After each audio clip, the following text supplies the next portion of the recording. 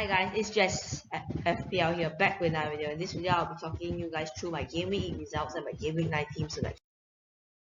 So let's start off with my Game Week 8 results. I scored a total of 53 points and it was a very unusual game week. I did drop out of the top 100k, so a bit unfortunate there. So now let's move on to my team. In goal, I have Robert Sanchez. He's got 6 points. Brighton did keep the clean sheet. Great performance from him. Move on to my defense. Now, Ruben Diaz, he didn't start.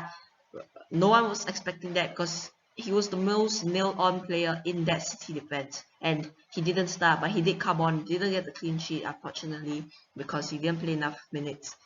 Secondly, Luke Shaw. Now, this one is, again, 0 points for him. I think it's time for him to go in my team. He's not been playing well lately, and it's time for him to go. So probably the last week for him in my team.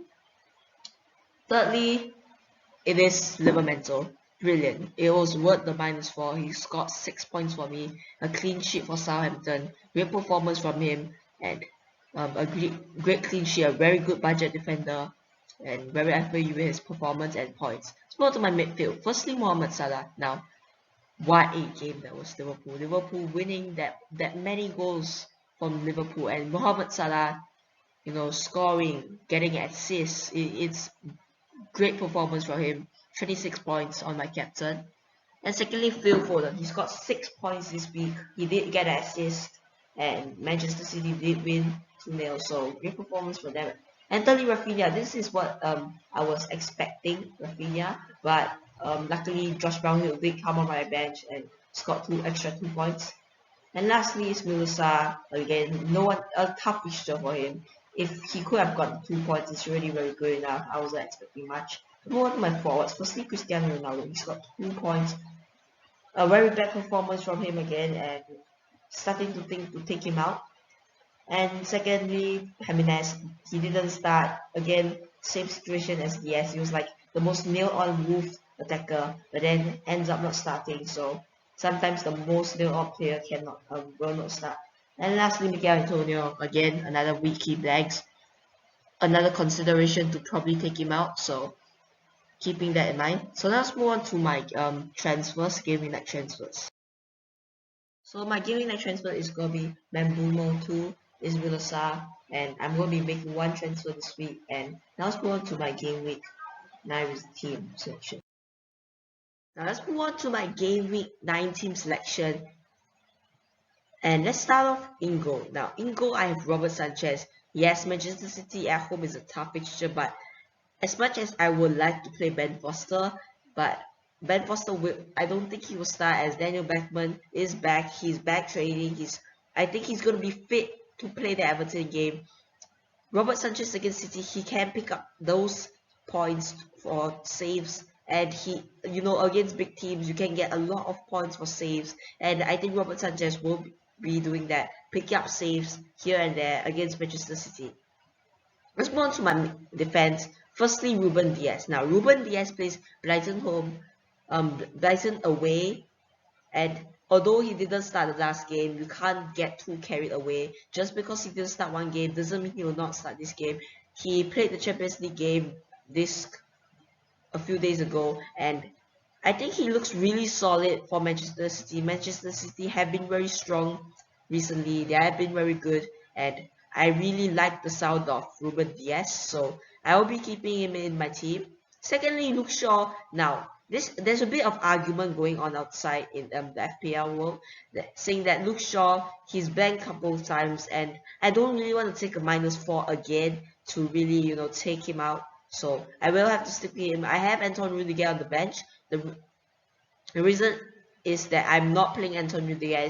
He might not start, and he did play the Champions League game today, and he looks really good. He might start, so we don't know if we will have. I will wait for press conferences to come out and get confirm that if Rudiger is playing, I would bring Rudiger in for sure. But now I will be keeping Shaw there. Lastly, Livermento. I bought him in last week as like a backup, but this week I really want to start him. I really want to play him. He's a very good player, and Livramento, very solid option to have. He plays Burnley at home this week. It's a very good fixture for, of course, Timo Livramento. Livramento, Southampton didn't expect him to keep a clean sheet last week. He did keep one, so could expect another clean sheet for him. And let's move to my midfield now. Firstly, Mohamed Salah. Mohamed Salah plays Manchester United away. And as you can see, I have the captain armband on him. Yes, I'm captaining him this week. Mohamed Salah. You can't go wrong with him. He's playing Manchester United. Yes, Manchester United have been very bad form recently. Not the best defensive side. And Liverpool, we know what Salah did against Manchester City. No one was expecting that. We could see Salah do the same thing against Manchester United. Manchester United is a weaker side than Manchester City, so we could see that. And Manchester United defensively have some injuries. Rafael Varane is probably not going to play, so he's forced to play Eric Bailly or Victor Lindelof, and that is a very weak point for Manchester United. Let's move to my midfield. Secondly, midfield, Phil Foden. Phil Foden plays Brighton. Now, he played the Champions League game. He's played last week. I'm gonna get lucky this week. No, I think he's gonna start. He's gonna be nailed on, playing down the left wing. Ferran Torres is out. Gabriel Jesus is back. Yes, I understand. But he's such an explosive option down the wing for Pep to choose from. Even though if he doesn't play, he will come off the bench. I believe he will come off the bench to, score. And I think he's a very great option. Now let's move on to my third midfielder. That is Raffinia. Now, Raffinia plays Wolves at home. Wolves is a very good fixture. Wolves have had some trouble defensively, so I can't see why Raffinia can't score, and I think Raffinia will score this week. Let's move on to my last midfielder, Bemo. I think he's been a very good player this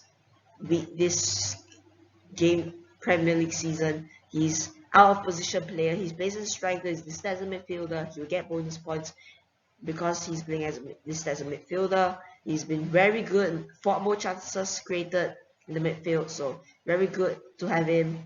Now let's move on to my strikers. Firstly, Cristiano Ronaldo. He plays Liverpool at home. Liverpool, a very solid side, a very strong side, but we know what Ronaldo can do. We know what United can do, and hopefully Ronaldo to get a goal. And secondly, Raul Jimenez, he didn't start last week. Just because 1 week he didn't start, he doesn't mean he will not start this week. Leeds away isn't the best fixture, but it's possible to get a goal. And lastly, Mikel Antonio. Tottenham haven't been great recently. Tottenham is a very good fixture, considered a very low tier side defensively, play very defensive, and Mikel Antonio, very good West Ham side on form. Not on my bench, firstly Ben Foster.